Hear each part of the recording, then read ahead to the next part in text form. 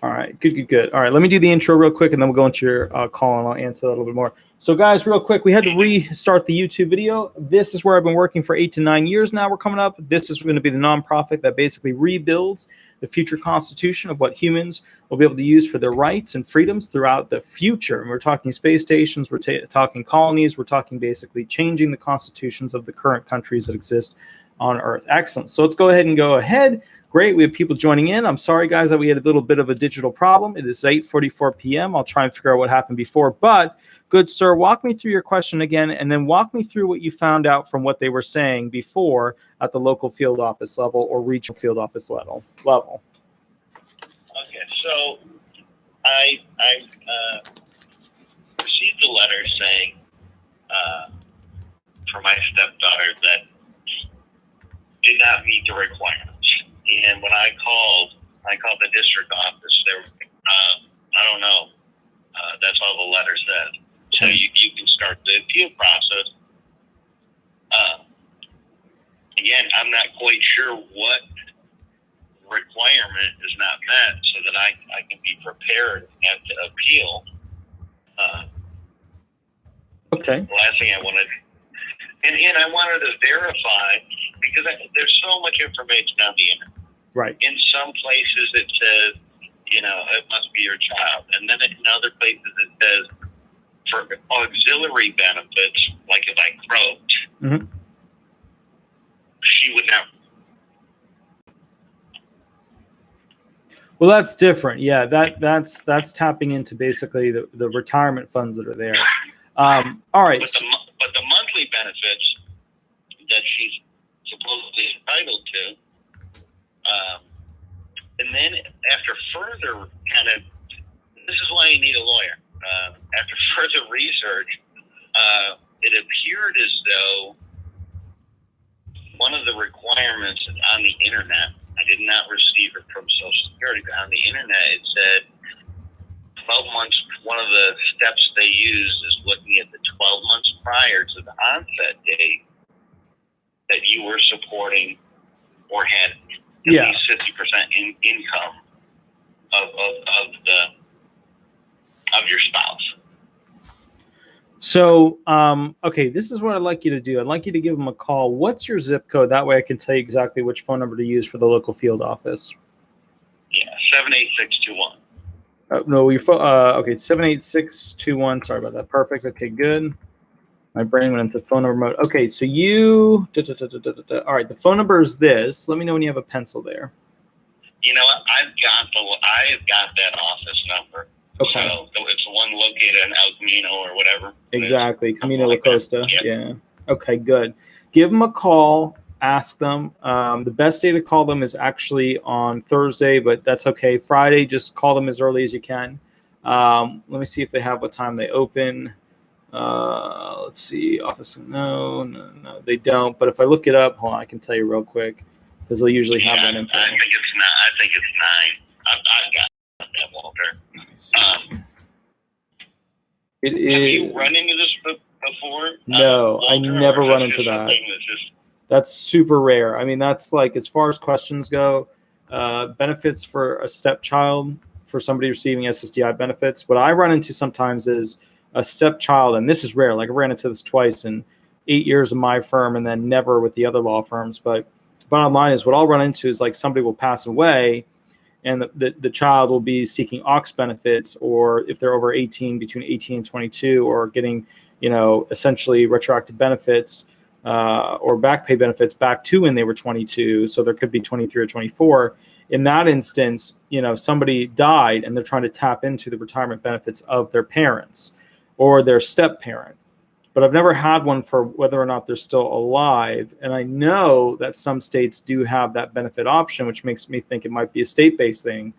But at the same time, it could be a federal and just nobody actually utilizes it. So I'm not sure. It's something I would call the FO about, and then give me a call later, and we'll go ahead and, And I would have thought because what happens is, although it was on my original application, what happens is first you get your SSDI, then there's a whole other process of which they do a phone interview, and and then request certain information, such as birth certificates, marriage certificates, etc. Yeah. I don't think that they would have gone through that whole process if I, if I told them, which I did, was my, stepchild, why they wouldn't have immediately said, well, stepchildren are not,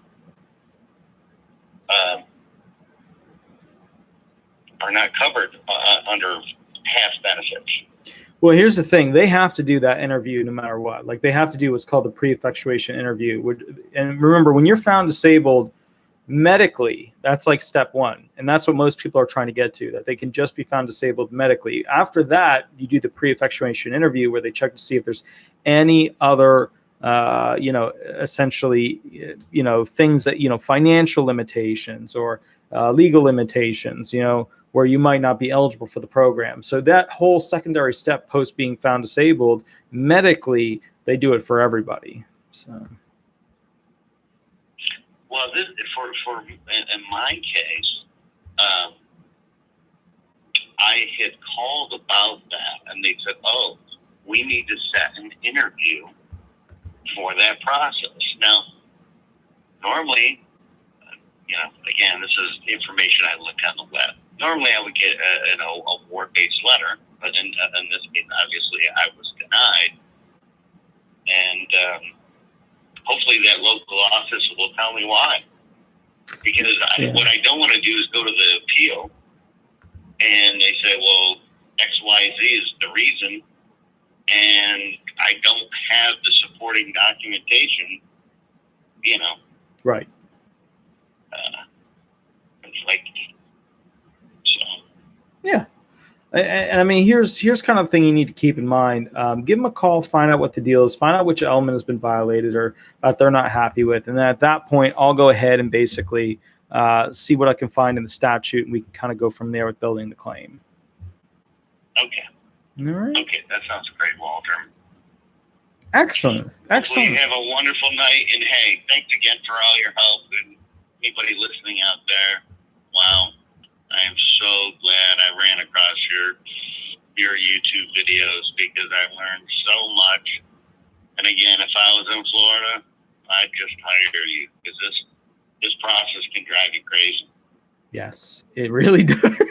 I had to go and call the field office 3 times today, 2 different field offices. But the bottom line was, it just takes forever to get through to somebody, and then you get somebody and they'll have the wrong info. Or another thing that happened to me today in the morning was that one of them kind of was a bit disingenuous with me, and I called them on it.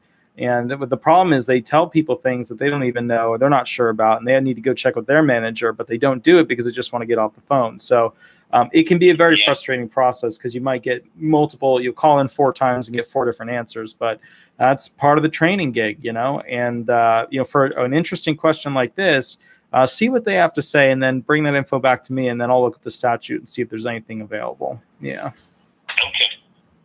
Thank you again. I truly appreciate it. You as well, good sir. Have a wonderful night, and I'll catch up with you in the near future. All right. Take care. Thank you. Bye-bye. Okay, guys, so sorry about the whole internet thing there. What happened was I went to go ahead and switch the Wi-Fi internet, and the Wi-Fi internet tried to murder the program, which it did. And then the weird thing was when I logged back in, the Wi-Fi, somehow it allowed the thing to keep being live. So in order for me to be able to go back and be live again was not to log into the old live, because none of you could see me, you could only see my chat, was to delete the old live and then basically go ahead and start a new live. So I'm back. I'm glad I'm back. I'm glad everything's good to go. Let me do the proper introductions so that some of the new people, I see we've got 53 people. That's good. Some of the new people know who I am. My name is Attorney Walter Hnot III. I am a disability attorney. I practice mostly in Florida, but now I represent people all over the place. Basically, these are the 2 companies that I work at. This one right here has been in business for 8 years. This one is just coming now. This one is a disability law firm. This one is the first open source constitution, which allows people to write down whatever freedoms, rights, etc. they believe humans should have. All right, so let me go through some of the questions over here. I know that some people will be calling in. I know some people did call in. Let me see if I can answer some questions. I'm going to put the phone number on here. And while I'm waiting for the next caller to call in, that way we can kind of keep it rolling, I'll answer questions. So let me go through them. Okay, let's see. I'm just looking through all the questions. Will SSI be getting the extra $200? No. Currently, SSI and all our SSA recipients will not be getting the extra $200 because it was not part of the original stimulus plan that was being proffered by Biden, which just passed. And this is the most important thing, that whole $200 thing was actually promoted a year ago by Senator Warren and Senator Schumer to give for a two-year period $200 extra to all the SSA recipients. The bottom line was that was never Biden's plan. Biden never intended to utilize that. He never intended to push that. I know that that was actually a strategy used as part of the whole political arena where people are saying, hey, do you want your extra $200? Hey, do you want your extra $2,000? Then vote Biden. I know that. I know people are angry with the situation of instead of it being $2,000, they're only getting $1,400. I know people are angry that they're not getting the $200 extra on top of their SSA benefits.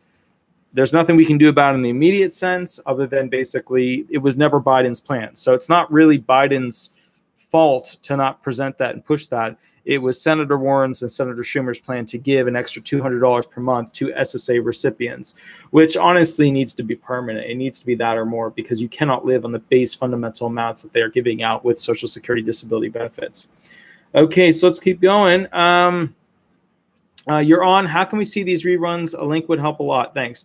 So there's basically, when you go to my videos, into the video section, you'll see the regular videos, and then there should be a button for the live videos where you can click the live videos, and that will actually bring up all the live videos that you can watch. I think this is like video number 46 or something of the lives, and then basically we've just been doing them ever since COVID basically hit. And that's because I'm not going to all the traditional offices I normally do. I only go to one office, again, because everybody keeps getting COVID over and over and over again. So I'm only going to one office right now, which is basically one on East Colonial and Dean, which is where I work with the homeless. And that's more of like a donate my time thing because the homeless flat out just can't fax things, email things, or mail things kind of like traditional people can. So the bottom line is I'm not even going to a traditional office right now. Everything is digital because of the whole COVID thing. And, you know, the thing is, like, I was one of those people like, it's just the flu. It's just the flu. And then the employees get sick and they're out for a week. And so another one will get sick and they'll be totally fine. So it's just one of these, you know, it's one of these weird things that we're dealing with. Okay, Bob, but if I got SSDI in reconsideration, am I more likely to get CA eligibility review? Get CA eligibility review? I don't know. Bob, retype that one for me. Help me out. I see a little picture of Andrew Jackson next to you. That's the Bob I'm talking about. Let's see what else we can find in here. Can your extra $200 added to your disability, can it be used as extra income if you're on Section 8? Well, you're not going to get the extra $200 because it's not in any stimulus plan right now, and there's no pushing or promotion of it to actually be put into law. So, unfortunately, there's not going to be $200 coming. I wish there was. I wish it was $300 or $400. But can it be used as extra income? Yes, it'll be a situation where they would set it up likely. I mean, I'm not the one writing the statute, but it would likely be set up as extra income that you can utilize to have groceries delivered and things like that based upon the whole issue with COVID. Let's see. Okay, I am on SSA. This is Kamtu Nguyen. I'm on SSA and SSI for 20 years. So he's got a hybrid program of SSDI and SSI. When am I going to receive SSDI? So, okay, I guess not. So I'm on SSA and SSI. So you're probably just on SSI if you're also looking to go into SSDI. And SSI doesn't like evolve into SSDI. SSDI is a quarters of coverage program. And what that fancy terminology just means, it means that you've worked recently, paid taxes recently, and you become insured. That's the whole point of SSDI, Social Security Disability Insurance. That little insurance word right there, that insurance word means that you are insured because you paid taxes while you're working and you became insured, which means they usually can pay you a higher amount than your SSI. Not always. Sometimes people work so little that their SSDI amount is actually less than their SSI amount, and they give them what's called a hybrid allowance. That's where basically you get SSI benefits on top of to make the SSDI benefit higher. It usually goes to around $800. Okay. So you wouldn't just automatically transition onto SSDI. You'd have to go back to work, earn quarters of coverage, and then at that point apply for. And since you've already been found, disabled for SSI, it would be a short process, but you'd have to work and earn enough quarters of coverage. And if you've been on disability benefits for 20 years, then you're going to need 20 quarters of coverage within the past 10 years, which means that you're going to need to work a total of, you get 4 quarters of coverage per year, and you need 20, so you need 5 years of work. And you need 5 years where you're earning around $5,500 to $6,000 each year and paying taxes on it. So CAM 2, it's not likely that you're going to be going on to SSDI benefits because you'd have to work for 5 years. Just me. Just me said, I started out on SSI at age 55. I switched to widow's benefits. I was not told that if I waited until 62 that I could get 100% of his Social Security. I'm getting 71.5% right now. Yeah, I mean, that's just not knowing the program. And I mean, that happens to a lot of people. All right, let me go to the next thingy down here. And here we go. Okay, and keep in mind, guys, I'm just trying to answer these. Hello from Vegas. Okay, yeah, howdy, Chrissy. Tennessee Strong, I was approved for both, and it's confusing. Yeah, a lot of people aren't used to the whole hybrid program allowance. Okay, just me. If I get off of WB until 62, almost 61, and reapply for WB at 62, would I be able to get 100% of his SS, or would I be shooting myself in the foot and not be able to get it back? So, okay, so what? Okay, WB, just so you guys know, just me is talking about widow's benefits.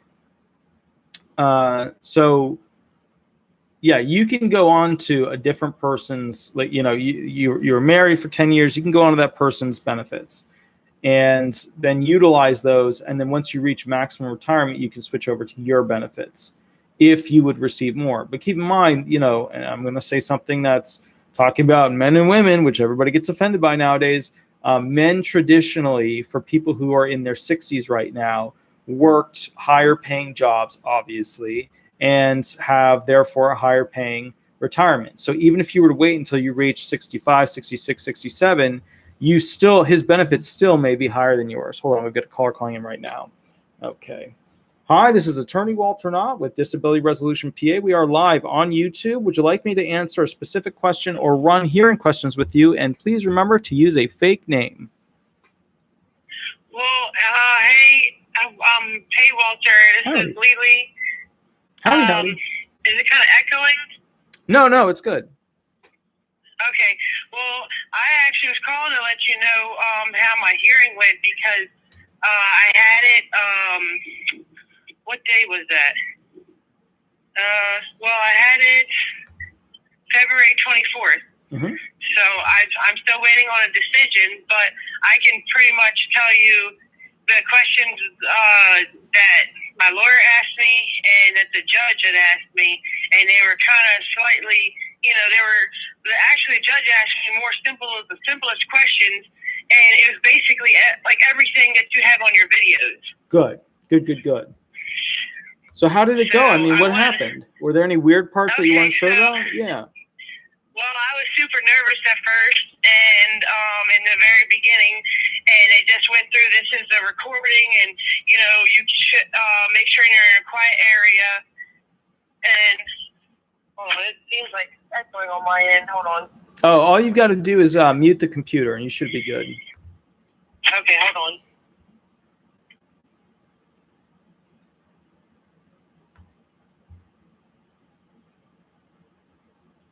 Hey, so okay, that should be a little better. Excellent. So what he asked me was, he was like, the first thing he went through after the whole, like, you know, this is your name and everything like that, was, what was the last job that you had? So I told him, and he said, what were the requirements of that job? What did you do at that job? So I had to explain to them, you know, what I did and, you know, what my skills were out doing there. And then he said, why did you leave that job? Or why did you stop working? And I pretty much told him that my impairments were getting worse and that they had took me from like 30, 40 hours to 1 day a week. And he was like, you know, took that into consideration, I believe, because The only other question that he had was, let's see, it was, why did I stop working there? And then there was another one. But basically, he gave it to my lawyer and was like, okay, now I'm going to let you go ahead and let your lawyer ask you questions. And my lawyer pretty much just asked me things like, okay, so when you get up, what are the things that you do? And he said, can you do skills like laundry? And let's see. I told him, I have trouble doing that. Sometimes I don't finish tasks, and that I'm not able to always keep focus. And I said sometimes it might take me a couple days to do it, but that was actually one of my vocational jobs, was a laundry worker. But the judge, when he said after all that, it was 2 jobs. It was a prep kitchen helper and a laundry worker. But the judge asked, shut it down real quick and asked and said, well, what is the percentage or something like that? What is the percentage of her being off task during the day for somebody with this kind of impairment or something like that? And I think it was the vocational person said 20%. They said, "Oh, this is your experience, or is this your what did it say? Something like, is this knowledge, or is this from personal? Just your personal opinion?" Well, that's all. And she said, that's all basic stuff. That's all basic run of the mill. And then they go through, okay, this is from my knowledge and my Social Security rule, blah blah blah blah blah. So the 2 classic questions you're always going to hear at a hearing are the following: percent off task, which is how much time can they be off task at a job before it's work reclusive, and which is basically 20. Yeah, that's just fine. Sometimes you hear it's 10, sometimes you hear 15, sometimes you hear 20. And then basically the other one is how many days could she miss in a month before she would be terminated from the work, being work reclusive. So my thing to you is, okay, the point is. They also asked me some more stuff. Okay, what else did they ask you? Okay, this is a lawyer. The judge pretty much it's okay. How do you do? Did you have any kind of license or any kind of permits or any kind of other class skills? And I told him the only thing I did have was a license, but I haven't been able to use it in 2 years. I still hold a license, but I haven't been able to actually, physically drive. And so he went on to the next question. He didn't, and then they asked about the internet. They did ask about the internet. Do you have a smartphone?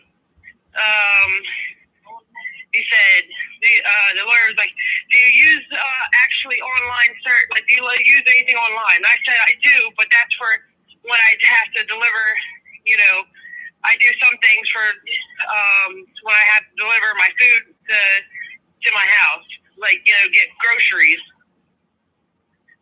So it was, a lot of it basically was everything that you have went through in your videos, and that's what I wanted to actually, I will give you another update when hopefully I get approved. Yeah. But I just wanted to let you know that everything, pretty much, every question they have asked me, do you have a social media? That was actually on there too. He asked me about me having a, social media. Every single question that you have put on your videos was asked of me. Yeah.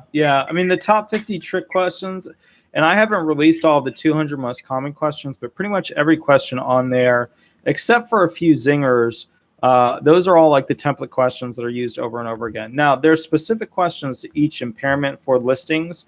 If a judge is asking about which is your dominant hand, or what's your current weight, what's your current height, stuff like that. They're looking at, dominant hand is maybe a musculoskeletal limitation. Weight and height is maybe a COPD-based review, stuff like that. But, the bottom line is those are the questions you're most likely to run into. So did any questions catch you off guard, though?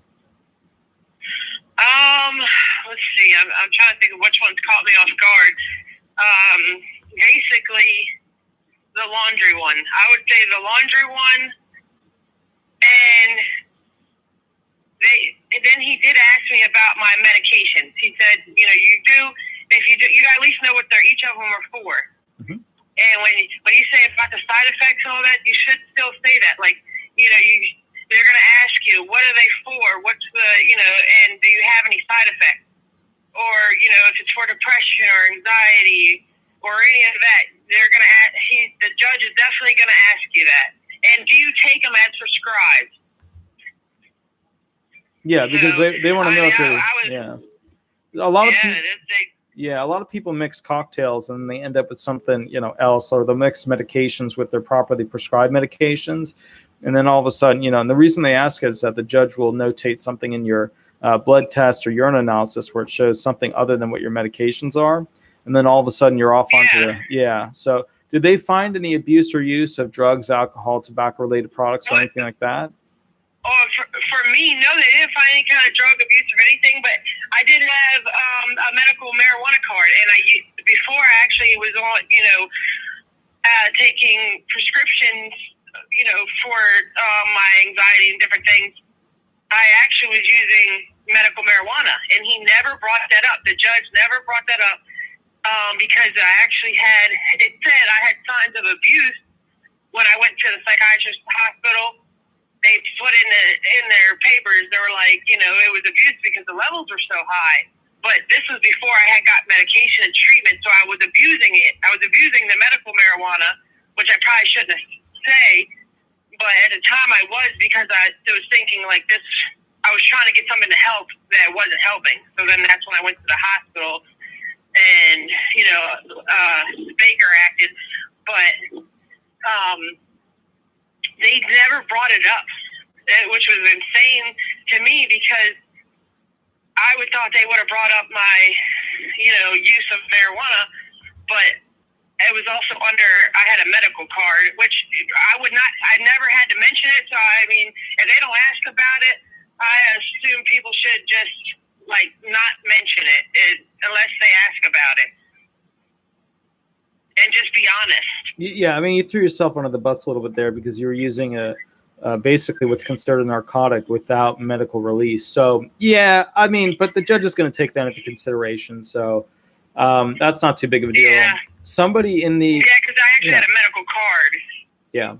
Somebody online, Memory Lord, just asked the following question. Why would they want to know if you have social media? And I just want to answer that real quick. The reason they want to know if the reason they want to know if you have social media is A, if you're able to interact with others. B, know how to use online programs to input data. C, have the ability that could be a job. That's a job, exactly. And that's what it is. It's intercommunication with others. It's data input. It's sitting at a computer for an extended period. It's being able to, figure out how online programs work, all that stuff. So if they know that you're using LinkedIn, Facebook, Twitter, and I don't even know what they're all called, but the bottom line is if you're using an online program in that regard, they're trying to see if they can fit you into a job.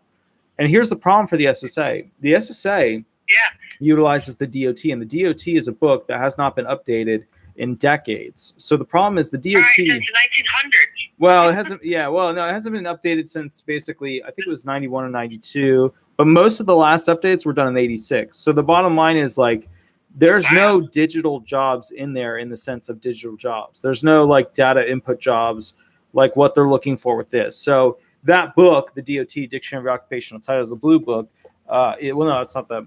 But the Dictionary of Occupational Titles is basically something that, to be fair, is one of those, books that has a lot of jobs, but not all of them are relevant, essentially, to what you're seeing today in nowadays workplace. Because, nowadays workplace, everything's digital. Yeah. So... Everything. And then that's what they calculate it down to. And it's pretty much, if you can put it into a job, then they can find a way to say, hey, you could do this. And if you're doing that for 5 to 6 to 7 hours a day or whatever, you could turn that into a job. And they'll say, well, there's this many jobs out there. Yeah. So it's definitely they might throw you in some zingers, a couple zingers in there. They might say, they did ask, how do you get your groceries? Oh, they did another question that did throw me off guard. Do you speak with your neighbors? Do you speak with your neighbors, or you get your groceries, because I really don't go out. And, you know, I get my groceries, they head to the porch, and I bring them in. But they ask, do you interact with your neighbors? Do you interact? Because I live with, my sister helps me, but she's also with her husband, and I stay in a totally separate floor.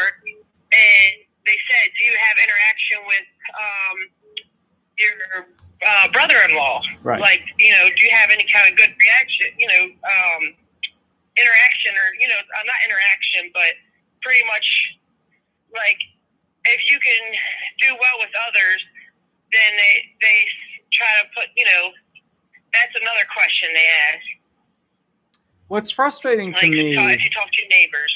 Yeah, what's frustrating is, you know, the big thing they like to do is deny people based upon having pets or dogs or cats or whatever, and them not being specialized trained animals. And the thing that I'd like to see they is ask that too. Yeah, oh, I'm sure they always get in there with that.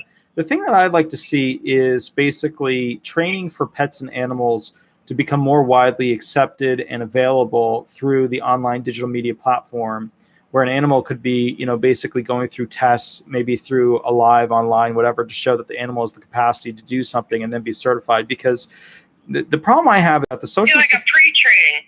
Yeah. Because they don't take...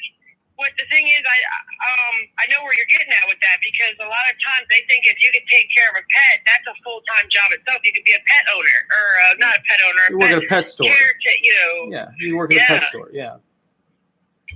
So the thing is this. I think that there needs to be a better. If I were ever an administrative law judge, I would not be using pets against the person, because, frankly, I know a lot of people with PTSD who are not having outbursts and having, you know, real issues to the point where they can harm other people because they have an animal that's there to calm them down.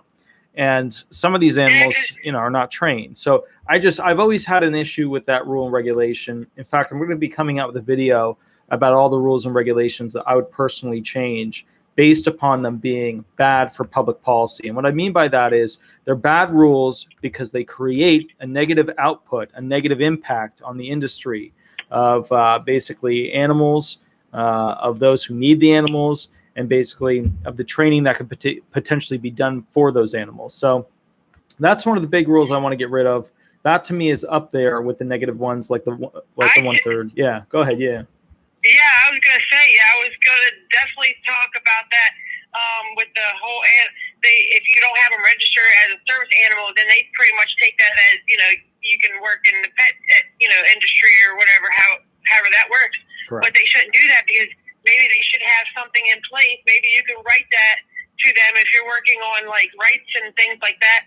Maybe to one day, I don't know, put that in there that we have, like, if you're training the service animal, or if it's supposed to be, if it helps you with your PTSD, you know, because a lot of people that don't have any friends, don't have anybody, don't have any family, too much family, their dogs and their pets are their family, and that's pretty much where it helps them carry on and live.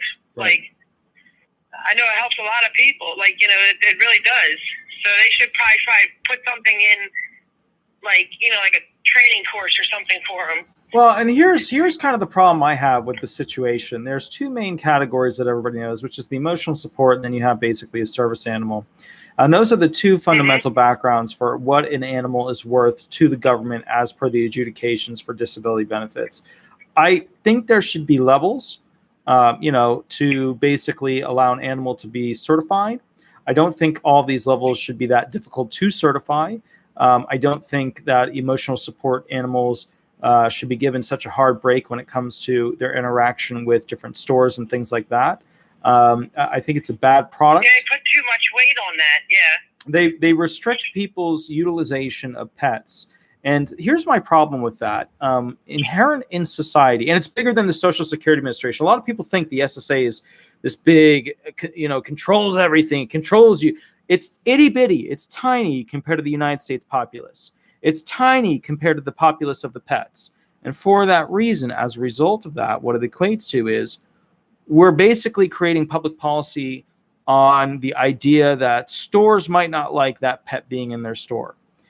I think that there needs to be more levels as to what pets can be certified as. Now, they just recently, and I mean like 2020, at the end of 2020, recently came out the new 2020 rules for how they adjudicate somebody based upon the education that they have.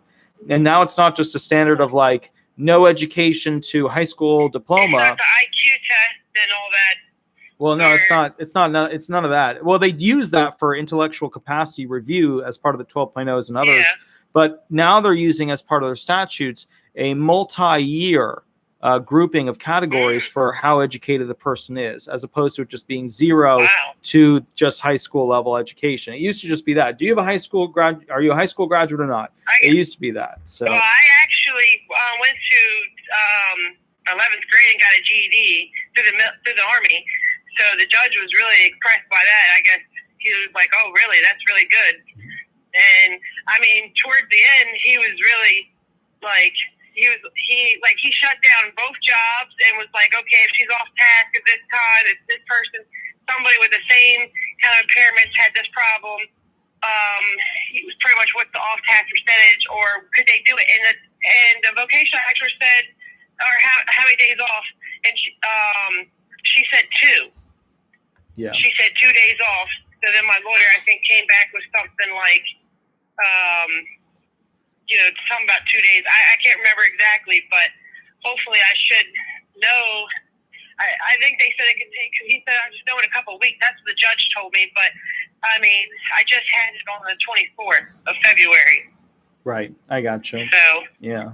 Well, let us know what happens. It's going to take 3 to 4 months for you to get a decision back. It'll come in 3 flavors: unfavorable or fully favorable. Did you discuss with your administrative law judge or with the attorney ahead of time specifically what your amended alleged onset date would be, or did you just go to the hearing without discussing what your AOD would be?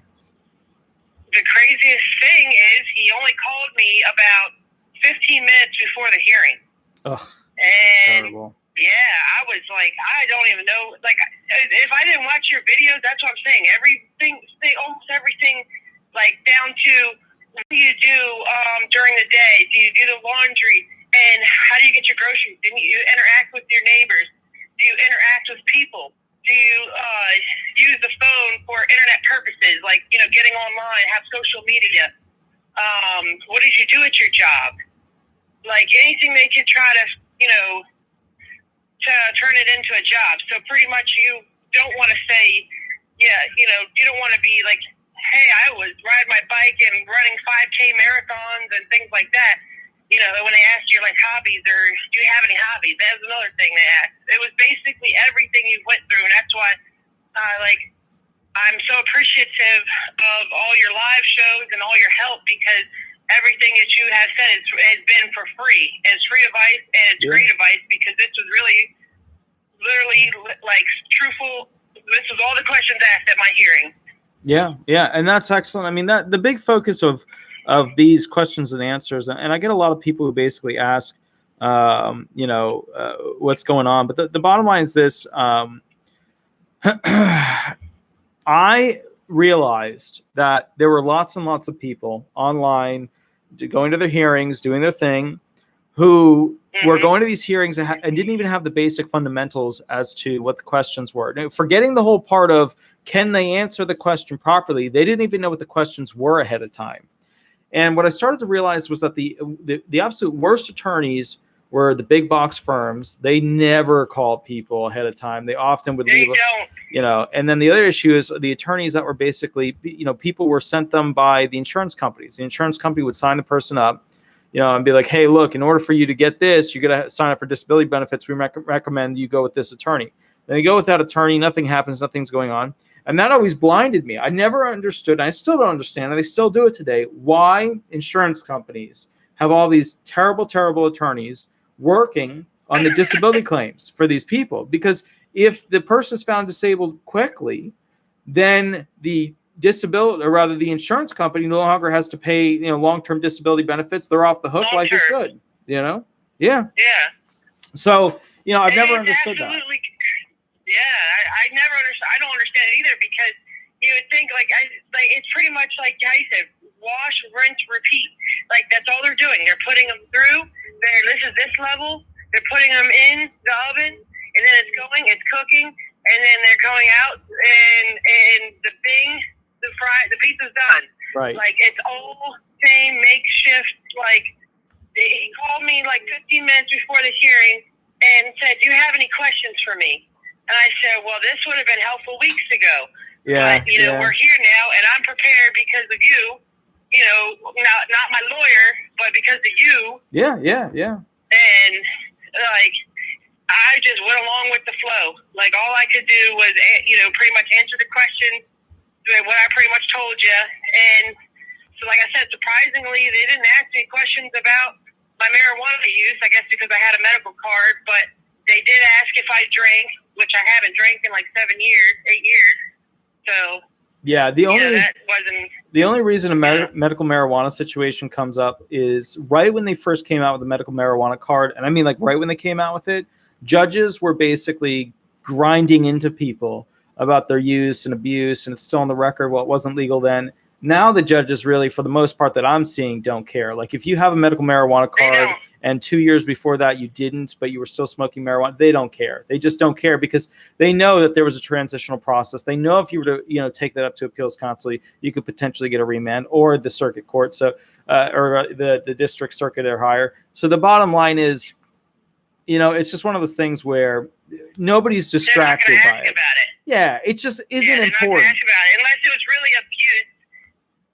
I mean, like a narcotic drug that was saying, hey, it's not legal, whatever. I didn't have none of that. But that's the thing is, like, I want to point out, like, when you say unless it was really abused, like, who really abuses marijuana?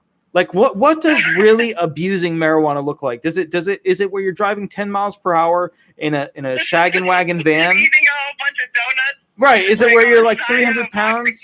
Yeah, eating like every donut that you see with glazed on it. Is it where you're like, Cheech and Chong and you're just getting experimental? Like, what is major abuse of marijuana? Like, I still don't understand what. Like, they stare at the fridge all day. Like, I don't know what abuse could be either. But I guess I remember what they're trying to say is, high content of it, but what harm can it do? I remember having a discussion with a local sheriff in Orange County about the abuse of drugs, but specifically the abuse of marijuana.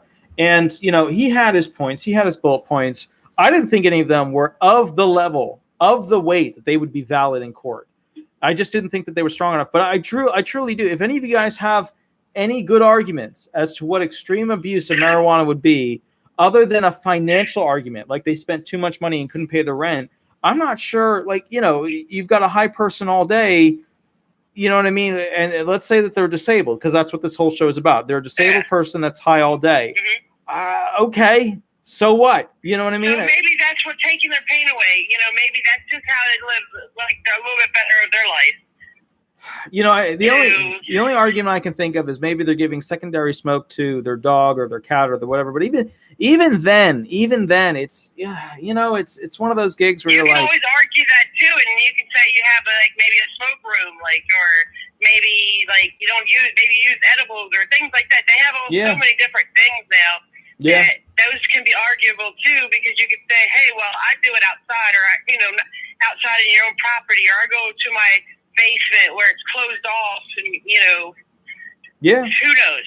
But I hear you. There's a lot of points to make that, but I mean, I don't use the medical marijuana like how I used to. I really did actually abuse it.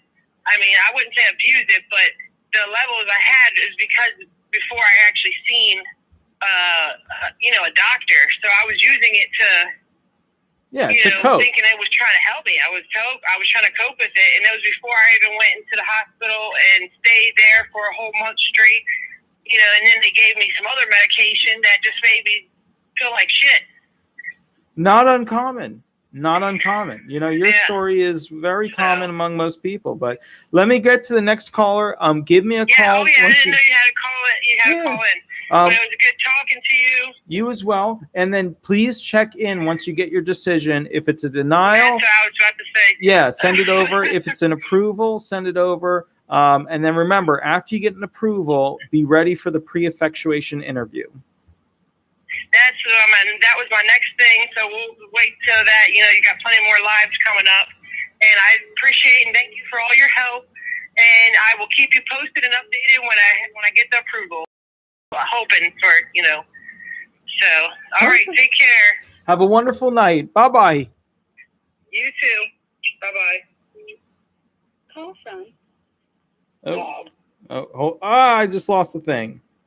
Okay, guys, I just lost the person. We're going to have to go. There's a million. All right, whoever's just, hold on. Wait. I might be able to get this back. Hold on. I might be able to fix this. Hold on. I might be able to fix this. That was a caller literally the phone is just filled with calls. So we're going to choose the top one. We'll just choose the top one. Let's do that. Okay, here we go.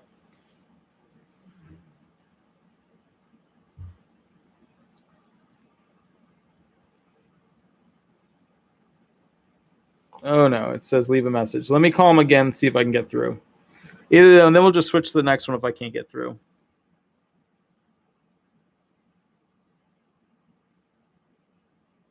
Yeah, top one, come on down.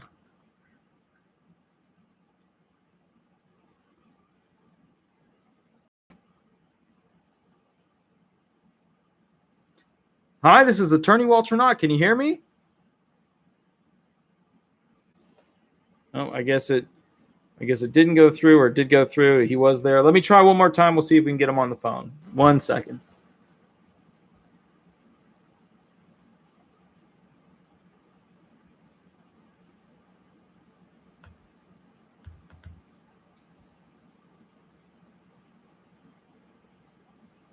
All right, guys, if I can't get him on this one, then I'll go ahead and switch to the next caller.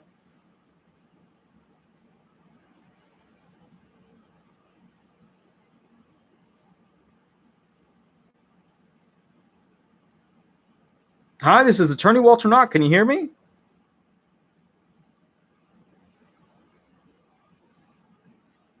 Hello, hello. Hi, this is Attorney Walter Hnot with Disability Resolution PA. We are live on YouTube right now. Remember to use a fake name. And also, would you like me to answer a question or run hearing questions with you? Go ahead. No, I have a question. Okay. Can I go ahead and ask? Yeah, we're live on YouTube. Oh, okay. Yeah, my question is, I've been told a lot of different things about. I'm on SSDI, and of course that doesn't mean $1. I have to try to do something to earn some extra money.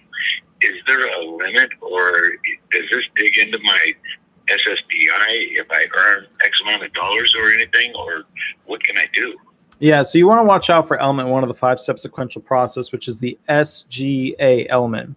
So if you got a pen and a piece of paper there, you want to write down SGA. SGA means substantial gainful activity.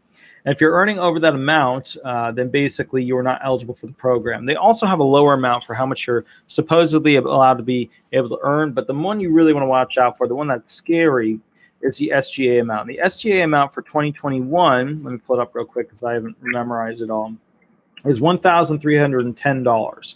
So if you're earning over that per month, you're no longer eligible for your SSDI benefits if you are not utilizing your trial work period, which is 9 months, where you get to earn as much as you want and get your disability benefits. So that's 9 months where you get to make money and also get your disability benefits. And each month that you make money, they take away 1 month of that. So if you've already used up your 9 months, then they can start looking into the other option, which is, are you earning over SGA? Now, there's another option. If you want to earn more money and you can earn more money, then go ahead and go on to the Ticket to Work program. The Ticket to Work program allows you as an individual to go ahead and earn money, keep the money, and keep your disability benefits, usually over a 5-year period. So what you want to look out there, that's a program that basically gives you a carrot to work, and earn to be able to become self-sustainable, where you don't need your disability benefits. Sure. On the $1,310, just starting with that, if you earn that or any portion of that, does it start depleting your? I think I get $950 a month or something. Does it start digging into that amount, or only? Not for SSDI. Yeah, only for SSI. SSI, for every $2 you earn over $85, they take away $1. For SSDI, they don't do that. SSDI, it's all about if you earn over the SGA amount, you're not eligible anymore. So the bottom line there is, yeah, you can earn money, But just keep in mind, the closer you get to consistently earning right below that SGA level, they're going to put you through what's called a CDR. And that CDR is a continuing disability review. And that continuing disability review is basically what's going to go ahead and try and kick you off the benefits. And remember, every year that you live, the program is harder to stay on. So Social Security disability benefits, whether it's SSI or SSDI, have a more difficult medical system for severity than the year before. So every year that you live, it gets harder to stay on disability benefits because there's just too many people on it, and they keep making the Social Security disability system harder to get onto and harder to stay onto. Well, I had them call me, I think day before yesterday, and she just asked me the question. She just renewed me. She said, I do have one of those reviews coming up this year. I've been on it for a couple of years. I never had an attorney go down to a courthouse and get me on this. I just walked into Social Security with my all my medical records, and they looked and said, my God, you're even standing? I said, yeah. And I said, but most of the time I can't. So they haven't found a cure for me yet. How long ago was this? Then I got on it. Yeah. And that started me on this 2 years, I guess. Okay, so bottom line is, yeah. How old are you currently? 60. I'll be 61 in a month. You're probably not going to get a CDR. Well, this is how you're going to live your life. You're going to go ahead and stay on SSDI benefits until you reach your full retirement, which is probably 66 or 67, somewhere in there. And then at that point, you'll transition onto your full retirement off of SSDI benefits onto your full retirement, and you'll take your full retirement. That's your whole plan of action. They're not going to put you through a bunch of CDRs because you're too old, and there's no point of putting you through it at this point. So Sorry,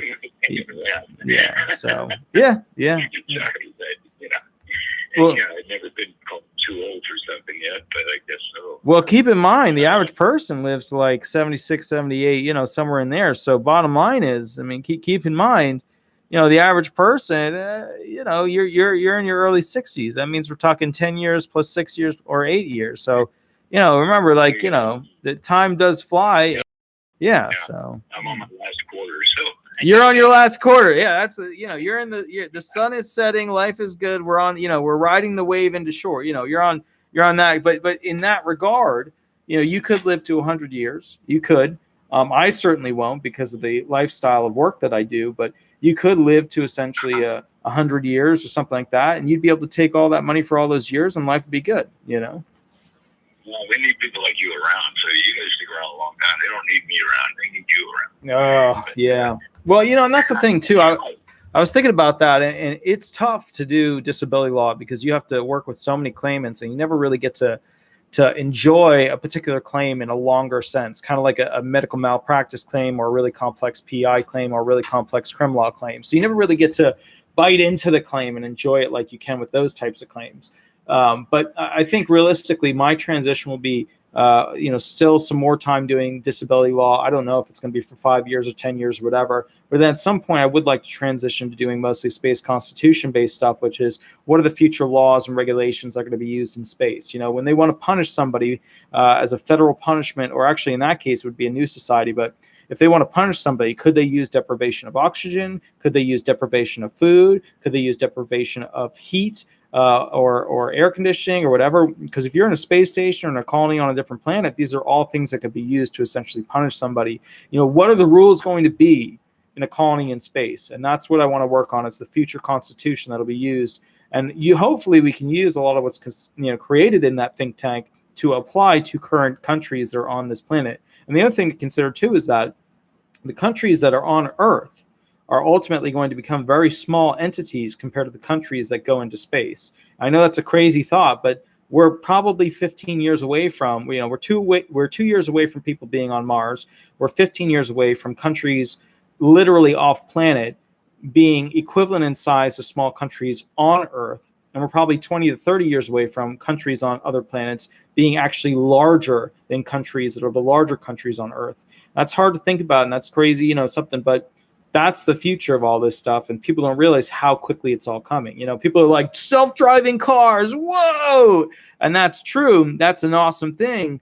But that's not the future. That's just like, hey, your butt can push a button and it goes from here to there, and that's that. But the reality is that, yeah, I'm trying to help as many people as I can get in the good karma points. So if I get hit by a car, I end up in the good spot, and good sir. Do you have any additional questions for me? Well, yeah, I did. You mentioned Ticket to Work, but there's another one too. Isn't there two types of work programs? And I heard you talking about this one night, but you didn't touch too much on the second one. Yeah. Does that sound right? I did a video on it. Let me see if I can find the video where I did it on it, because that'll kind of go into more of an explanation. Let me see. Hold on. I think it was. I'm trying to remember because I made this like 1,000 videos ago. Email me and I'll send you the video. It's to be honest, it's where I was in Maine, and behind me was Northeast Harbor, and I was making a video reading through a book as to the different types of work programs. And there's not just 2 work programs. There's a whole bunch of work programs. Most of them, in my opinion, are useless. The only really useful one is the Ticket to Work program, but some other ones are available, and it's not just one, it's more than 2. But shoot me an email after this. I'll see if I can find that video and I'll shoot it over to you. Okay, will do. And one last thing I'll say and then let you go. I heard you on a video a couple of days ago, and you were talking kind of the Constitution law, like you were talking about new law of terrorists that the FBI just implemented or something like that. Am I making sense? Yeah. So here's what happened. But anyway, I had one question on that. I mean, I sent you a couple things on it, but I had one question. And I commented with what you do here, and you help people. Could they somehow say, "Oh, this man's a terrorist just because of this," and somehow relabel you and come in and take all your stuff like you were talking about? So here's the track record of the FBI and the CIA. The CIA has a history of doing things where they'll go in and, basically like Russia will be towing a submarine. We'll cut the line on it and then we'll steal their submarine. The FBI will go into Gibson Guitar and steal all their Brazilian rosewood and other types of rosewood, even if they legally had them and obtained them in a proper way. These groups, in my opinion, have lost the faith and trust of most Americans. And as I always say, America can only be as large as the people's ability to overthrow it. That's why we have the Second Amendment. The true basic purpose is that the people of America have to be able to overthrow the government if it becomes tyrannical. And in that sense, the government is only constitutionally allowed to grow as large as it can be overthrown. With that said, the American people are useless in its ability to fight an actual bullets and other weaponry war against the government. The government just bought billions of dollars worth of goggles that allow all the infantry people to physically see through walls. There's no way to compete with that. Yeah, there's no way to compete with the United States military. Their weaponry, their machines, and everything is far beyond the people's ability to even cause any potential threat against it. The joke of these Antifa and BLM groups, really being a problem, they're not a problem. If they wanted to get rid of them, they would get rid of them overnight. The point of this whole thing is that they allow them to be used as a political machine. But remember, the United States government can't be small when it comes to its military presence too. So we've got a problem. Do we have a strong military that can compete with other nations and the people can't overthrow that strong military? Or do we have a weak military that the people should be able to overthrow if tyranny exists to the point that it needs to be overthrown? The point is we have to compete with places like China. We have to compete with places like Russia. Most people don't see that the moment we show any weakness in our military strength, Russia is flying their military aircraft directly by our warships because they know nobody's going to do anything about it. So the problem is we always have to be the big person with the big stick. And that's because we have all these different bases all over the place. And that's why we're paying all these countries through this stimulus agreement situation. But the problem is we're not financially in a place where we can go ahead, and let's be honest here, not pay or, pay these other groups. We just don't have the money. We're $27 trillion in debt. So for $27 trillion in debt, the problem is we don't have the money to be the America we used to be, which is funding other nations and then having a military presence in their nation, which is being able to allow anybody to enter. And here's the thing, in order for the society of America to continue growth, we actually need more humans. And so, yes, it's a form of vote farming that they're doing. Yeah, but statistically, as an economy, as a society, we need more human beings to produce more work product to keep America growing at the rate it needs to be. A lot of people don't know that. And the weird thing is, politically, they don't even use it. It's just like a weird thing, you know. But you know, the bottom. China. Yeah. China is having that problem right now. People weren't getting married and producing, having kids. They don't know where they're going to get this workforce from, and we're having that problem here in this country. Yeah. Because we're tapering down. Yeah. So. Yeah. It's a big mess everywhere you look. It's just I just don't get it. It's a big mess. You know, I mean, at 60 years old, I remember many things. 50 years ago, 60 years ago, what it was like, and it wasn't like this. Yeah. So and yeah, somebody just notated in the comments section about a new bill that's coming out, the SSDI bill. That's where they waive the 5-month SSDI wait period. So I want to tell you guys real quick, and good sir, this might be interesting for you. I'm doing a video on it. I just haven't done the video yet. There was a 6-month waiting period. There was actually a longer waiting period in there as well. But when you apply for disability benefits, they screw you out of 5 months. For the first 5 months of you filing, you don't get to have those. So they screw you out of 5 months of back pay. And the logic that they use nowadays is that they wanted to say, well, we want to make sure somebody is truly impaired and that it's going to take longer for that individual, to not just say, hey, I have a slight impairment and it's really bad right now, but it's going to get better later. They're saying that was the argument that they punted in the very beginning. They didn't punt that argument in the beginning. Imagine in the 1950s, right? So imagine we're going back to 1950, where they were coming out with this 5-month waiting period spiel and all that. The cars are incredible. They've got fins on them. They're super loud. They're super fast. They're super cool. Now they come out with the rule and they say to everybody, look, we want you to now pay into this thing called Social Security benefits, and we want you to be cool with it. And then they come out with another rule that says, look, we're going to put a 5-month waiting period on this. Do you think the American people back then would have been okay with the argument that the government thought people were cheaters and scammers in the 1950s for trying to get on disability benefits for a short-term impairment? No, they're never going to say that. People just started to pay into this thing in the way that they were. They were just increasing the amount. They're not going to be pushing that. What they told the American people was that the IRS needed time to calculate what their quarters of coverage was, and that's why they needed 5 months to figure out whether or not basically they had enough quarters of coverage for a date last insured. That's what they punted. They didn't punt this crap about, oh, the American people can't be trusted and they could have had an impairment that would have only lasted a short period. Imagine telling that to the people in the 1950s. Hey, 1950s people, the government believes you're a liar and a cheater and your impairment's not as bad as you make it out to be. Imagine that.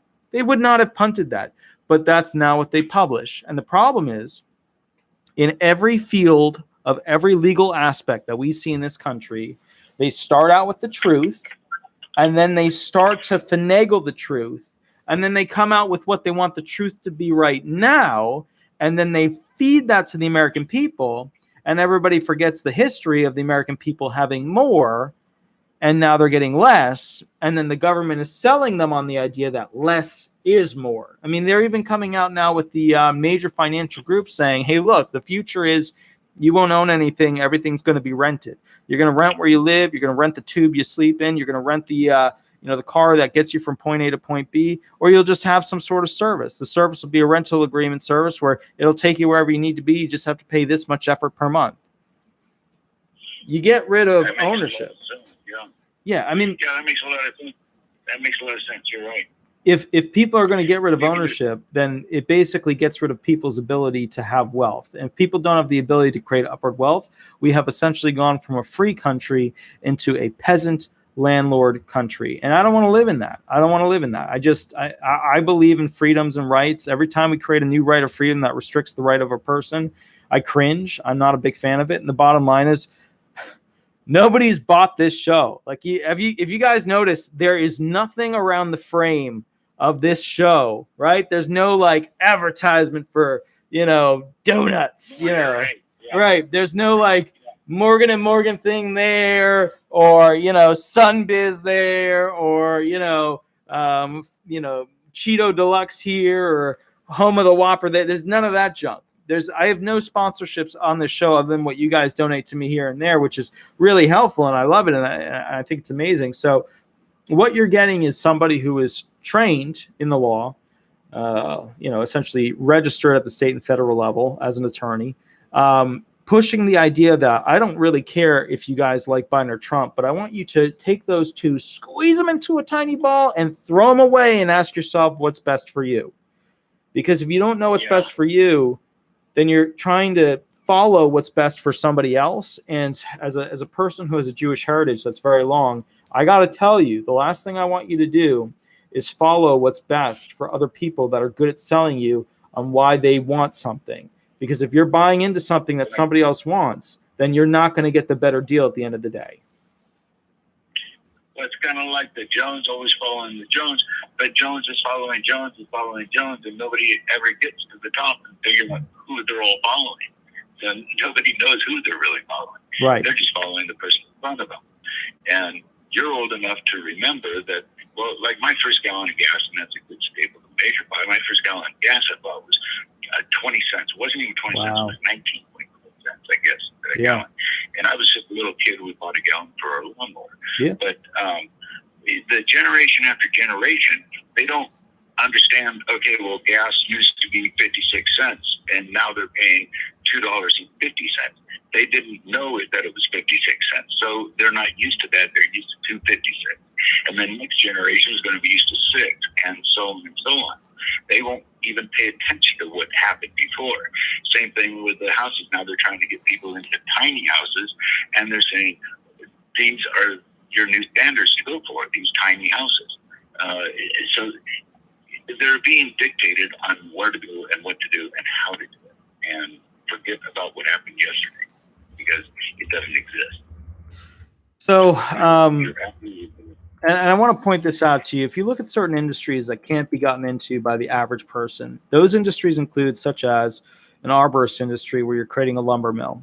Only people who have massive amounts, 500,000 acres, 1 million acres, only people who have massive amounts of acreage can create the wood necessary to create a lumber yard that gets shipped off to Lowe's and Home Depot. If living the way they do in their tiny house, that tiny house is going to turn into a rented house, which is going to turn into a giant skyrise with a little apartment, which is going to turn into a studio apartment, which is going to turn into literally a general area and then an area with tubes that you sleep in. And if you don't think tubes are coming, they're already in China, and boy, are they popular, because if they're not popular to you, the government will reduce your social scale and you won't be able to use things, for example, such as home mortgages, credit cards, high-speed travel, get into the schools that you want for your children, etc. So what I am the most afraid of, the thing that is more scary than a hydrogen bomb, is that the current administration would like to go ahead and get rid of the top 3 big providers of credit. That's your TransUnion, that's your Equifax and things like that. And he wants to change that so that the federal government is in charge of that, all under the guise that TransUnion is racist, all under the guise that Equifax is racist, and that the way they calculate things is racist. The reality is, if it is, they can go ahead and legislate to make it not racist. They can make how they calculate things to be open and known by the people. They can make it so that they make sure that there's no racist qualities in their calculations. But if they create a credit score, you as a person will get a credit score, and that credit score will limit you based upon what your political beliefs are, what you do with your life, what products you like to use, what you're stating online. It's not a good deal. You don't want it. It is more severe than, in my opinion, a hydrogen bomb. I listened to your report about that the other day, and you were spot on about it. And I'm thinking about what you're talking about for the last month or so, since I started hearing more and more of this. And I'm thinking, how far will they go with this in this country? Will we be like that of China, where, okay, you didn't pay your overdue book at the library, so you're not going to get this. Right. How far will they take it? So here's the thing that scares me. There are essentially, there's a lord system in the United States. There's the super wealthy, and then there's the poor. And the poor basically, as always, get screwed out of things. So there's a lord, and a lower status type of situation. The lords are able to own lots of land. They're able to build big corporations quickly. They're able to get lots of money off of people, and they're able to fast track a lot of the things when it comes to licenses and stuff like that. The problem inherent with that is that the lower people do not have an opportunity with this new system to get way up very quickly to that higher status. And I want to make a little notation here. Think about this. The only companies that were able to survive and make big, big money over the past 20 years, Kenneth Kindness, thank you so much for the donation. I really, really appreciate it. I'll go into what you're putting there in just one second. What happened is this: the only corporations that were able to blossom into mega huge industries were corporations that people did not believe were going to be successful. Those corporations include things such as Facebook, Microsoft, telecommunications. All of these emerging technologies that nobody believed in became these mega industries that created our lords, essentially. Your Bill Gates, your super investors, your Zuckerbergs, things like that. The thing that I'd like to point out about that is that all of the other industries were taken over by lots and lots of corporations and milked dry. It was only the industries that people didn't want to invest into, that they didn't understand, who were not basically in major competition from every other group out there. Those are the ones that became super big, and it's just one thing. That's the Google, right? That's the Facebook. That's the Twitter. So you got to understand, the future of this country is not how powerful is the president of the United States. The future of this earth is how powerful is the person who has the capacity to get off-world things, right? Such as, for example, a comet or whatever that has lots of diamonds, that has lots of gold in it, to process it, sell it back to the earth people, and then create future things that are far beyond just the nations that are on earth. Remember, if you look at Elon, all he's doing is he just bought 2 giant oil rigs off of the coast, which he can launch from. He's slowly moving away from needing America to be able to be a future space industry person. And the truth is, he's getting to the point where he doesn't need America. And if he doesn't need America, he's actually in a better spot. And the reason why is he can be that Facebook, he can be that Microsoft that doesn't have competitors that are going to shoot him down, such as the American government, which is, and I want to say this is very important, which is the #1 competitor through NASA to SpaceX. Sure. Yeah, I mean, because, and that one is what goes all the way back to the moon conspiracy, whether or not, and that sort of thing. They really, I remember the time very well. They needed money. They were running out of money. It didn't matter what happened up there. People weren't interested. They had to get more money coming in. And that's what NASA's big problem is. They're running out of money to compete with this type of person. And that's the beautiful thing, is that government is failing because government allowed for too many bad things to happen, and it became basically infected. It became a viral center for abuse. But these new corporations, they don't need government, and they will become the new future governments that are out in space, and they will become sovereign nations. SpaceX will be a sovereign nation within the next 5 years. If you guys don't think it will, you're missing out on something. But SpaceX will become a sovereign nation within the next 5 years. So, yeah. Well, is that the Space Force? I mean, all of a sudden now we have a Space Force out there. Yeah, they're right down the road from me. Trying to battle that? Well, think about it. Space Force, the whole idea of that is that they're trying to create essentially a group or an army through Guardians that would allow people to, let's put it like it is, be able to protect the nation's interests through space. Because no matter what you've got, no matter what toys you have, no matter what planes you have, no matter what, giant ships you have, no matter what missiles you have, if somebody has something in space that has the capacity to use a laser to take something out, then all that other junk is useless. None of these missiles are faster than a laser. None of these ships, none of these planes, none of these supersonics, none of it is as fast as a laser. That's light. Light, we know how to now, it's probably not the fastest thing because there's a way to trick matter. But the bottom line, quantum physics, but the bottom line is we know that if somebody has a satellite that has capability to use a laser, There's nothing that can compete against it unless you have the ability to shoot that satellite down. And that's the whole purpose of this whole Space Force thing, is addressing what's beyond the air. And we are at the point where we need to be very aware of what is beyond the air. Yeah, you know. Yeah, photonics is it. Yeah.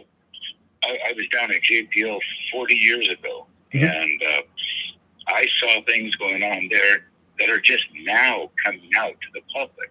And that's 40 years ago. And I was amazed back then. I remember they're turning the satellite and looking at a newspaper in my backyard while I was sitting there. And that's 40 years ago. Now, of course, Google has capability of doing many of these things. And what NASA and what the government is coming out with is showing us that they have the capability. But this was 40 years ago. And that tells me, okay, that was 40 years ago. What do they have now that we won't know for 40 more years? What are their capabilities? So the whole thing's falling apart. I think it's lost its trust. I think it's lost its energy and momentum. People are just now getting more blank and, of course, violent. You know, we see that. So, well, yeah, you got to keep in mind too. The people they pose zero threat to the government. Okay, even if a person has a 50 millimeter, sniper rifle, even if the people have a rocket launcher from back in the day, we pose hardly any threat. We are the fleas to the giant group of lions. We pose hardly any threat to the United States military. That is, and think about it, there's no group on Earth, whether it's the Chinese military, the Russian military, the Austrian military, the Australian military, the Indian military, there is no group on Earth that poses a true threat to that military other than direct military nuclear interaction. And you gotta be realistic here. Nobody's going to use nuclear bombs going forward because it's just a total wipeout.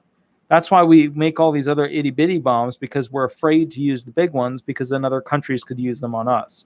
And the truth of the matter is, the worst part of it is not the explosion. It's the continuous, ongoing, can't use the land, everybody's sick reality of what it does to everybody around it. So, the bottom line is this. They have technology significantly beyond anything we've ever seen. The crap that they show us on the NASA spaceships, the bottom line is NASA could be in itself its own little version of a fake reality that they feed us about where we're going with it. They have much better technology that they let off. But remember, we would not be pushing forward with legislation or even these cool, amazing vehicles, but for somebody like Elon coming out and saying, hey, guys, we're going to do electric cars. If he didn't come out, we'd still be pushing diesels. We'd still be pushing, better, more efficient, gasoline cars. We'd only be getting into the whole hybrid thing more seriously now. So he has pushed us ahead 10 years, 20 years, whatever. But the bottom line here is we need governments to be competing with each other. And the only way that they compete against each other is to have other industries, such as Elon, such as SpaceX, making them work and push farther and harder. I mean, look at NASA. NASA was defunded through most of Obama's era, and then received funding again. And now they're going to be doing all these big things. I don't know what Biden's going to do with NASA, but I'm hoping that Biden makes the solid, correct choice. And I think he is. I think he's doing the right thing to go ahead and make sure that NASA is funded to go ahead and keep pushing forward. Because remember, NASA is the number one competitor to SpaceX. And the bottom line is that means those two companies, and never think, NASA, an agency, is a company. Those two companies will be competing to give us the best future that we can have if SpaceConstitution.com, we create the laws and freedoms that benefit the people and not the government. So, yeah, I mean, it's people like you that I think would be more scared of, because you help educate so many people on things they could be doing that the government doesn't want them to do, like sign up to this or go test this or contest this or anything. I mean, you're a strong voice, and we need people like you around. We don't need people like you being condemned and chased away. So that's my biggest fear. I would say this to you: SpaceConstitution.com has been created a million times before, just not available to the general public. It's very odd that the government does not have significant volumes of work that's available to the general public on what they would do if some other alien race came to this planet, if another nation was started on another planet based on humans. It's very weird that we don't have access to that information. But I can assure you, this idea has been worked on 1,000 times before I put this together. It's just not available to the general public.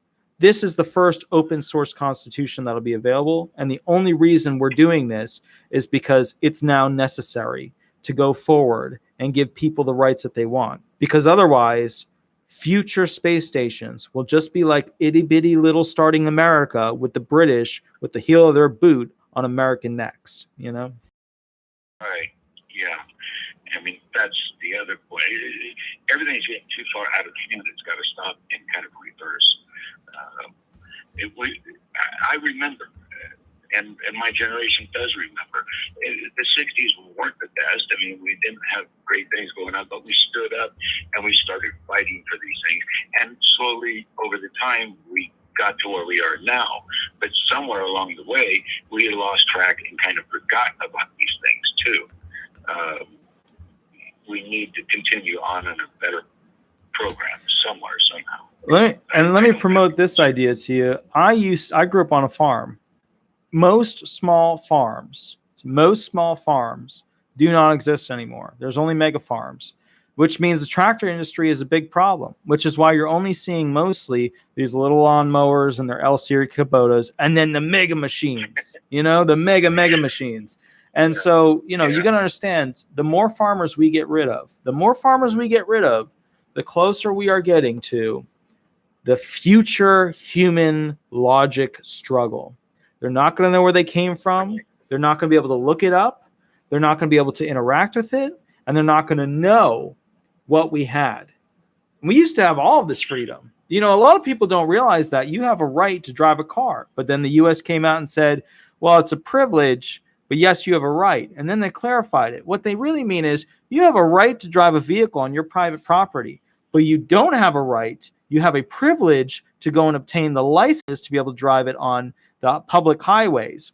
Now, let me ask you this. How many people do you know have a ranch large enough to go ahead and drive their vehicle privately with their private right to go ahead and drive it on their land? How many people do you know have so many acres that they can just drive their vehicle around on it? I know 4. That's it. That's how I first learned how to drive. Was on our farm. And you say people never knew or forgot. They have no idea what fresh milk tastes like in the morning, right, or fresh churned butter tastes like in the morning, or fresh bread tastes like in the morning. They don't understand what that taste is like. And when you talk about the rights of that, you get into all the other aspects. Like I had to educate many people who thought they owned a house. They owned the house. I said, you'll never own your house as long as there's taxes. You have to pay on it. These people were people who bought cars on payments and thought they owned the car. I said, stop making a payment, see what happens. Right. You go to places like New Zealand, where I'm moving to, and they have no taxes on the property. You buy the property, you own the property, you don't pay tax on it thereafter. New Zealand is one of the best countries I've ever heard of. This country should take example from that kind of a country. But this country is a huge country. It's a big nation. When people don't understand what things used to be, like you said, have room to drive on your own land, to learn how to drive, or these type of things. When people don't have this, they're never going to know what it was like. And right, that's long gone. Right. You and I know, but a lot of the people don't. And these corporations, Tyson and all these other people that own and control what is grown on the land that they lease or own or control, that's what we get. That's all we get. Well, I tell you what. So what I'm going to do is, I know a lot of people wanted to call in. It's 10:08. I'm going to actually go to sleep a little bit earlier tonight because usually I go to the USPS or something like that, but I'm kind of worn out as it is. But this is what I would say. Let me get one more caller in, and then I'm going to go ahead and go to bed, wake up, and keep working. But I'll catch you guys a little bit later. Good sir, thank you for calling in, and please call in to check in on us and let us know what you found down the process. All right. And I'll send you that email about the questions that I have there, and I really appreciate that. And thank you so much for talking with me. It's a pleasure to talk with somebody intelligent. Thank you. Perfect. Thank you, good sir. Have a wonderful day. Bye-bye. You do the same. Thank you. Thank you. Bye-bye. Okay, guys, I'm going to go ahead and take one more phone call. What I'd like to do before I take that phone call is I'd like to go ahead and put in here just the new channel that we're going to be actually creating to go ahead and put nice, relaxed videos on there for people to go ahead and enjoy. Let me pull it up real quick. That way I can give you the link. If you could go ahead and subscribe to it, it would be a very nice thing. This is actually going to be my father's channel where he creates videos to go ahead and help people relax and feel better. He's also going to be using his doctorate level hypnosis degree to help people go ahead and quit smoking, relax more, things like that, and do videos. I've kind of schmoozed him into doing this. If you get a chance to subscribe to that channel, please do it, because any inspiration tactics that you can do to inspire him to make this stuff would be excellent, because frankly, I had to kind of push him to go ahead and do this. But if you see the link, click the link, and basically you'll see some of the basic videos that were put together to go ahead and, essentially create relaxing videos for people. These are videos I helped him create. I'm trying to get him to go ahead and make more videos. Now, with that said, I'm going to put the phone number in there one more time. It is past 10. Normally we go to 10, but I was a little bit late and we had that whole issue in the beginning. There's the phone number. If there's, thank you, Leanne. I really appreciate it. Excellent. Thank you, guys. Oh, also, we are at the end of the day.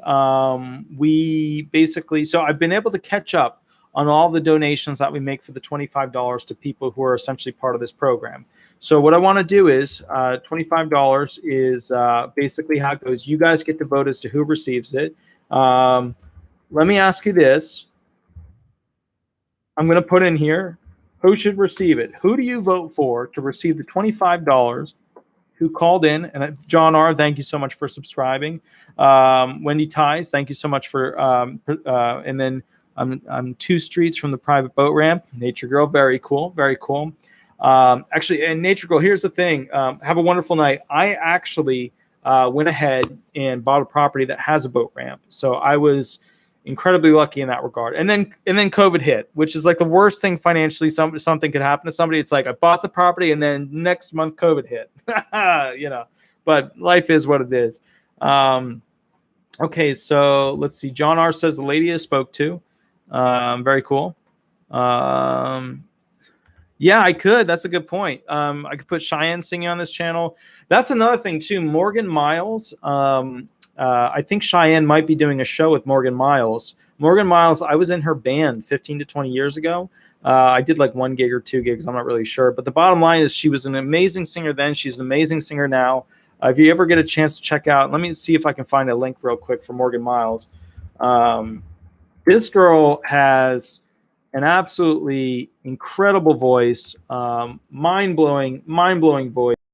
And as a result of that, and I mean, look, it's one of those gigs where if you're into really powerful music, this is the person to check out. I went to school with this person. I went to college for music. I went to Berklee College of Music, and that's the person right there that I went to school with. And she was one of the most talented singers that was there. And it wasn't just, your classic talent of like, you can sing this or that.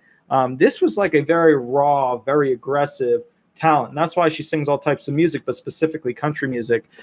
She sings that. But country music is tough on women. Country music does not traditionally play songs from female artists. So I'm very impressed that she's been in the industry that long. I'm very impressed that she's put out such amazing music. Thank you, Nature Girl. I really appreciate it. But basically, yeah, guys, if nobody else is calling in, which it looks like I missed calls, but we're kind of at that point at 10 at night, please go ahead and catch up with me next week. Have an absolutely wonderful night. And then let me know in the comments here who should receive basically your vote. I see Lily is the vote. Awesome. I see Lily, the last guy that I spoke with. I see Fishing gets a vote for $25. That's GC24 Styles. Very good. That's good. Let's see. Will subscribe. Awesome. Florida, couple 20. Perfect. Lily's link vacation medication. Excellent. Very good. Basically, yeah, here, I'll pull the link again up here.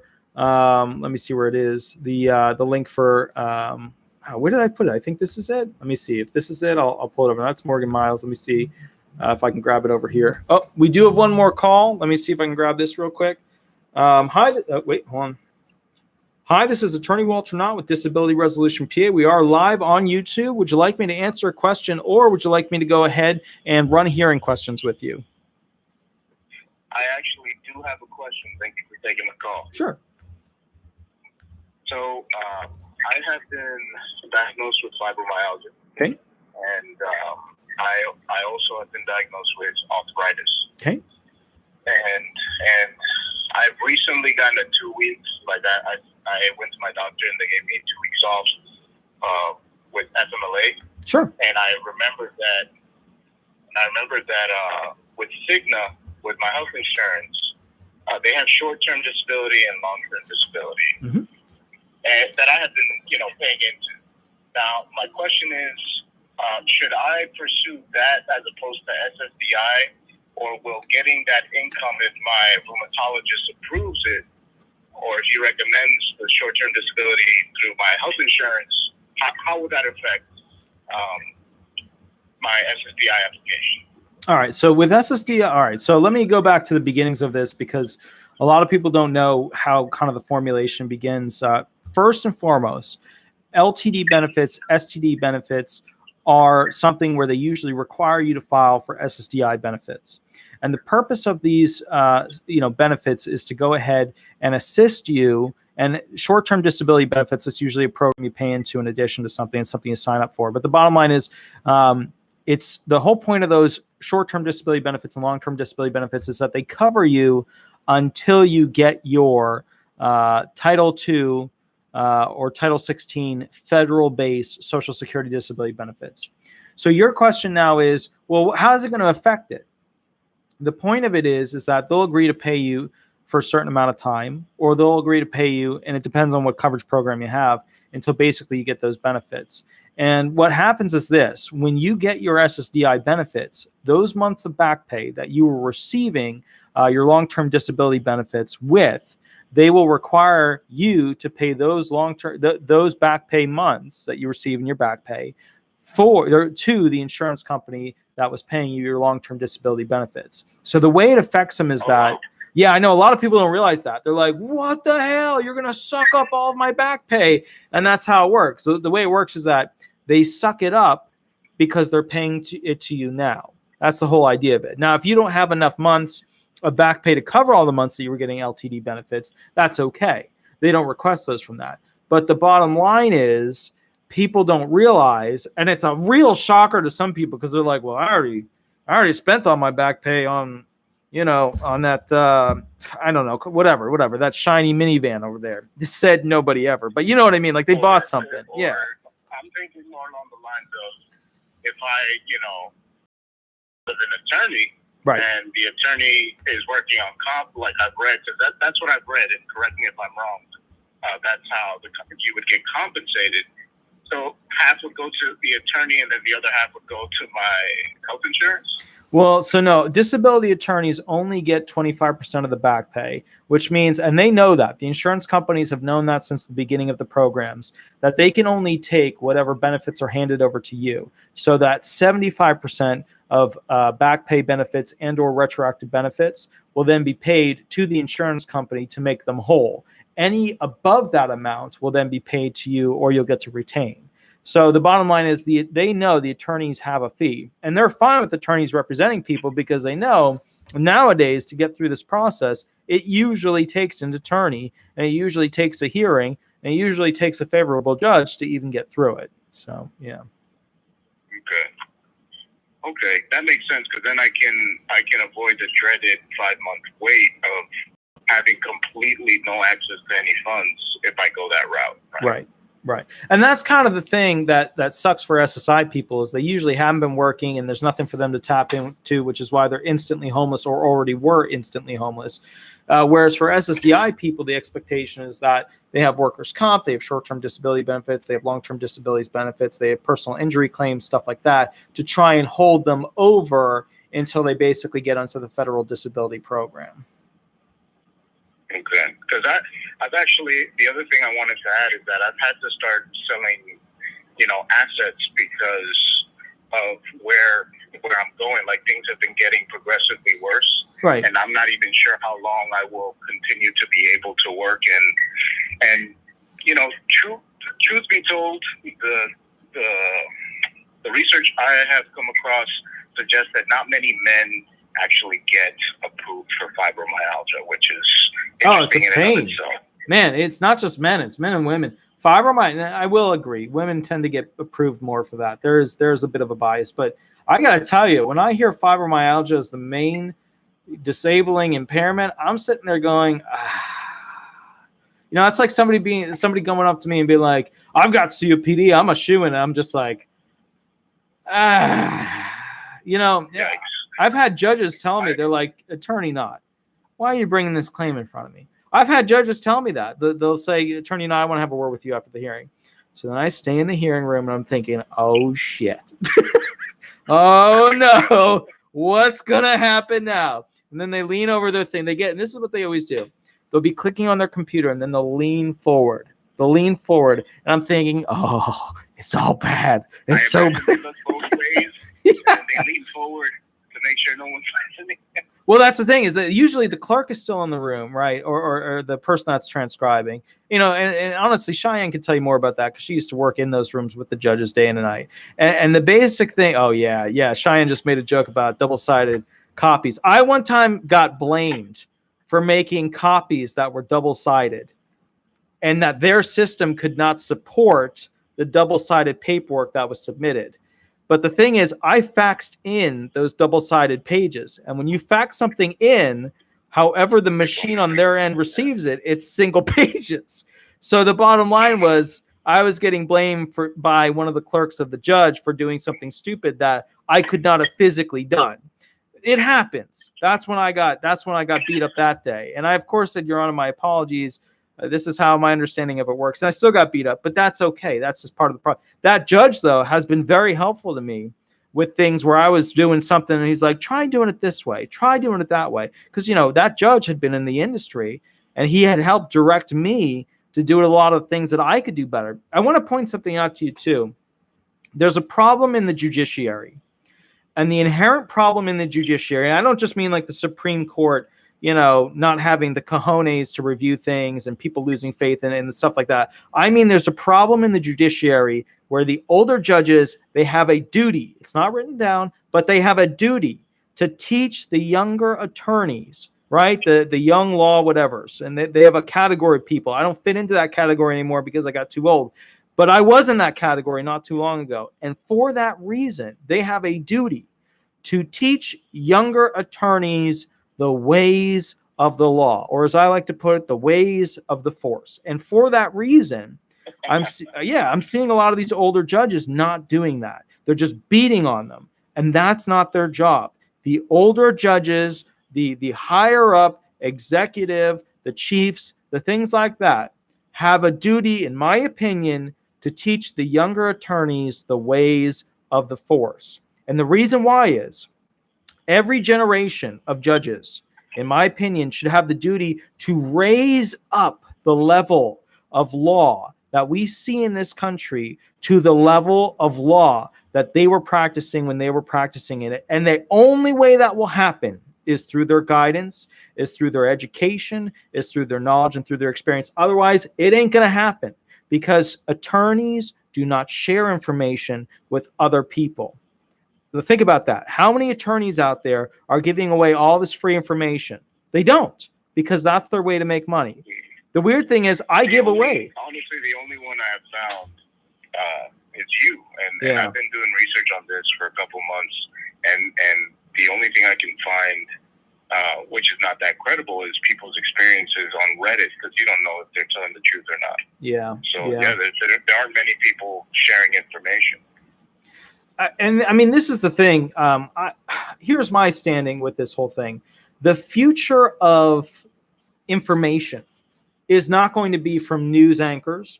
It's not going to be from, CNN, Fox, MSNBC. It's not going to be from that. The future of news is going to come from a camera phone and the professionals currently practicing in the arena. That's it. That's the future. There's not going to be a need for Fox News. There's not going to be a need for CNN, because you guys are going to get the actual specific news from those people who were there, who saw it, who are part of it. There's not going to be any more lying this way or bull crapping that way. It's going to be directly what your eyes can see from the video that occurred, and it better be truthful and not manipulated, because somebody else is going to have angle 2, 3, 4, 5, and 6 with their cell phones. Right. So, it'll definitely increase the efficacy of those. Wouldn't that be wonderful? Wouldn't that be great to turn back to a humanitarian, as put on there, a humanistic approach to telling people the truth? Wouldn't that be novel? To give people something that doesn't get them frothed up so that they watch more. Wouldn't that be great? But that's not how the system works. The system, works on ratings. And because there's ratings, the more ratings you get, the more people watch. The more money you get to make, the more you pay the people that are doing it, the more the likely there is to scam people. And that's why we have divisions. That's why we got a CNN on one side and a Fox on the other. But we don't need that. We don't need that. Bruce D, thank you so much for donating. I really do appreciate it. That's awesome. He just donated $4.99. But anyways, my other question was, because I had read what you were saying, and because fibromyalgia is so difficult, I don't want to say that I thought I was fortunate, but I thought that it was interesting that my doctor told me I have arthritis in the neck. So putting those two things together, is there a chance I can, be successful in my endeavor to get SSDI? All right, so I was typing there real quick. Let me just finish this thing up. All right, hit me with that question again, good sir. So since I have rheumatoid arthritis as well, would that increase my chances of getting approved with SSDI? Yeah, so the simplest way to look at this, and there's a lot of complex ways to look at it, but the simplest way to look at it is some people believe that they should only go with their number one impairment. That thinking and logic is immensely and legally flawed. What they should be going with is what's called the totality of the circumstances. That's what we call in law that everything gets thrown into the pot. And here's why. If you're only punting with one, and when I say punting, a lot of people don't know what that is. If you're only pushing one impairment, then they're going to compare that one impairment against the listing. And that listing, you meet or exceed it, so then we'll see if you can do the jobs with that one impairment limitation.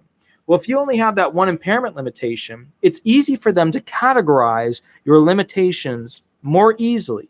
But if you have two impairments, okay, now we've got one impairment and two impairments. They're both causing limitations. Then we also have to think, wait a minute, how do these two impairments play off each other and limit each other? And when they have to look at that, then we're looking at, more realistically, because he's got these two impairments, he can't do as much of these other functions because these two impairments limit the person even more, and they can't do other types of jobs in the national economy, which means that element 5 is more easily beaten of the 5-step sequential process.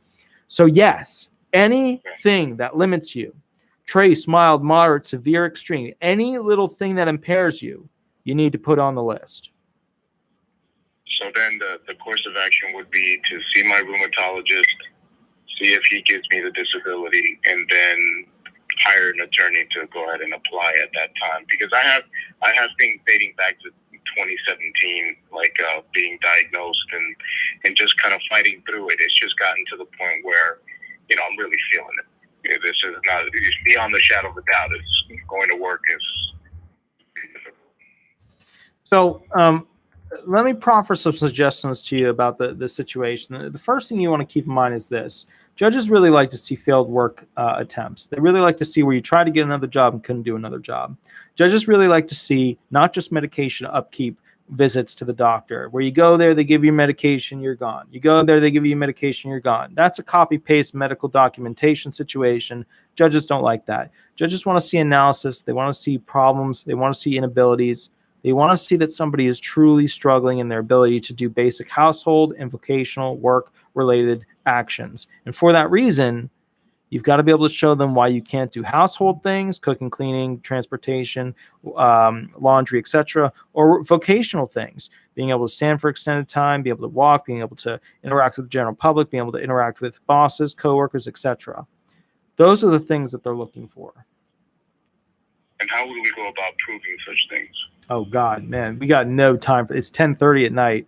That is a 2-hour block in itself. It's like, how do you prove disability?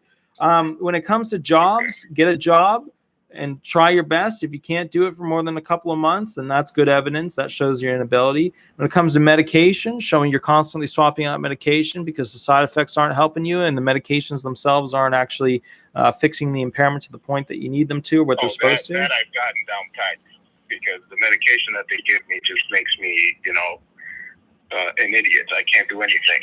It either knocks me out, I'm busy, or I can't function. And I have an associate's degree. I work at an office as an administrative assistant, so it just makes me completely useless for office work. Now, keep in mind, though, they're looking at the job saying, hey, can you do a Walmart greeter job? Hey, can you do a cart job where you're getting carts in the parking lot, bringing them into the store? Can you do a price marker, putting prices on items? Unfortunate. I mean, I would have to explain that, but because of the fibromyalgia in the joints, my doctor told me that I think it was out of 15, 11 points, and it's my knees, my elbows. It's just pain across the body. If I'm standing for more than 30 minutes, it's a wrap. Mm-hmm. So look, if you have, we can definitely reach out, because I know it's late, and I'm just glad you took my call and we were able to chat a little bit, but I can definitely reach out. Reach out next Thursday too. And the reason why is run the hearing questions with me. Ever since the YouTube channel got big, nobody's been calling about running basically the hearing questions with me. And, I understand that people have questions, and I get that. A lot of people are calling who already have benefits, and that's cool. No problem with that. But call me and run hearing questions with me, because I will beat you up, put you in the corner. I'll take away your Whopper, and I'll say, no, you're getting a salad. And you'll be sitting there going, how do I get out of this tough question? He's got me kind of lying. I'm not sure what to do at this point. That is the most important thing that an attorney does in a disability claim.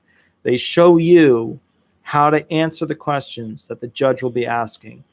That's crucial. And remember, all the videos I posted online, that's like the basic stuff. I post that stuff because I need my clients to get to a level where I don't have to teach them the basics, so that I can take them from beginner to moderate to expert instead of starting all the way at knows nothing, Definitely. Well, I'll schedule that at 8 p.m. next Thursday. Perfect. And I'm actually in the state of Florida, so who knows? Maybe we can work together. Yeah. Excellent, good sir. Sounds good. I'm going to go to bed. I'm super tired. I've been worn out. In fact, I was sleeping right after 5. I went to bed, and then out of nowhere, I woke up. But the bottom line is, I'm going to hit the bed. You have a wonderful night, good sir, and I will catch you later. Thank you. Thank you for everything. Good night. Thank you, good sir. Bye-bye. Okay, guys, so I just wanted to check in with you real quick. Do we have a winner? And I love putting it on you because I'm so tired. Do we have a winner for the $25? Did anybody figure out who the winner? I'm putting it on you. Your administrative job now. Do we have a winner for who's going to? Excellent. Lily the Great is the winner. Is that? Let me get some more people agreeing if that's the correct thing. Just help me. Excellent Florida couple, 2011. Very good, very good, very good. How are the doggies? They better be doing well. I give them a good kiss and a good hug from me. Let me see. Yeah, you did. That's why I'm literally awake right now. Otherwise, I would have missed it. So I see Lily here. I see Lily here. Lily. Excellent.